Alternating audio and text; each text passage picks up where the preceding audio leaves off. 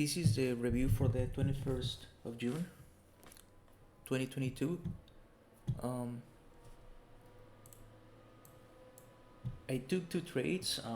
On this day, the market actually gapped up a lot, so I should have avoided shorts as much as I can. But Baba was setting up nicely as an inside day, so I was very biased to the short side. But there was no justification because the level two was not clear enough.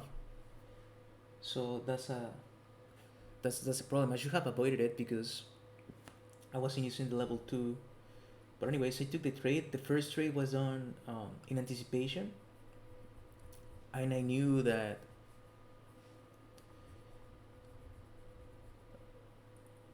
it was done in anticipation as soon as I got in, because we had this drop from the 9 and 20 crossing over with a hammer, upside down hammer, and then I made my entry just as we broke from S4, which was super anticipated, and then of course I get stopped out on the pullback, and this was my goal. This was my 2 hour goal. So the move that I wanted actually happened, but because I made an entry in anticipation, I ended up losing money. And then here, this entry, this one is at the break of the 1 minute and the break of R4, but the 5 minute was still bullish, so I should have avoided this entry. I had an opportunity to get out at break even many times, but I didn't do it. So overall, not really good trading this day. I was ignoring the 5 minute candles, mainly out of fear of missing out. So I have to wait for the setups to form nicely. So I'm gonna move this to the side so that we can grade the trades I took. So these are all Fs. It was an inside day.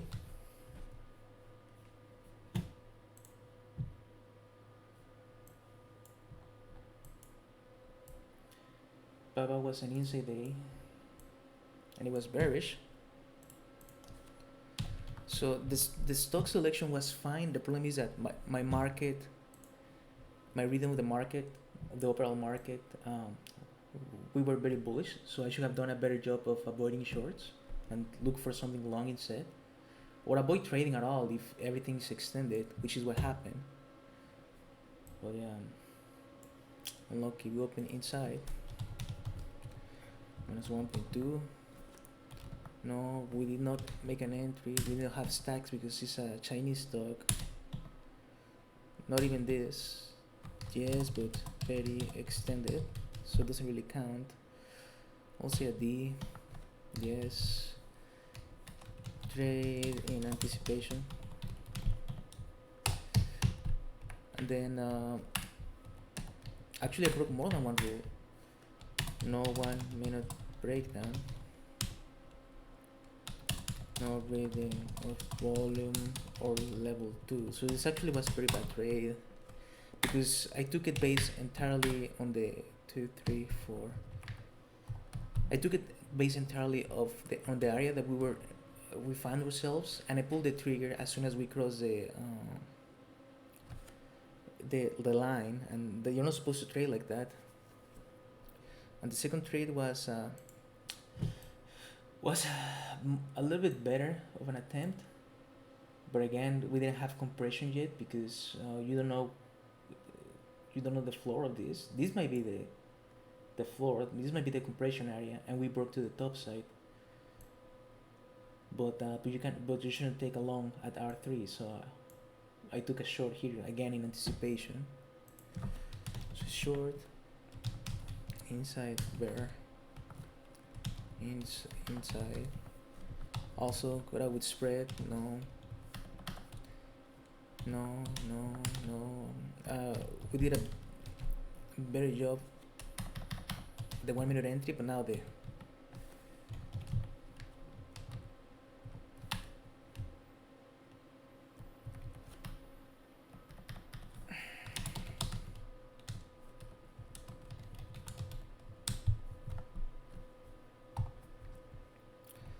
so so overall on this day, I should have done a better job of understanding the trend of the market. This trade, if I was to take it, I should have taken it at this rejection of S4 right after getting stopped out. But even then, it's not really a good trade to take. Um, the only thing left for me was to just watch and wait for something, a reversal from Apple or something like that. So, so that's very unfortunate. Maybe not a trade that day. So I need to be better at that. Um, but this is on Tuesday. On Wednesday, I did a better job. So I'm gonna talk about that in the next video. But yeah, I could have done a better job at staying away from shorts on a very bullish market. SPY gapped up all day, and I should have waited for the 5 minute to show me the consolidation or the compression area a little better, rather than taking it on a whim based on the area and the breakdown of the level, which is important, but is you cannot do that and forget the reading of candles, which is what I did. But my trading on Wednesday was better, so that's it for Tuesday.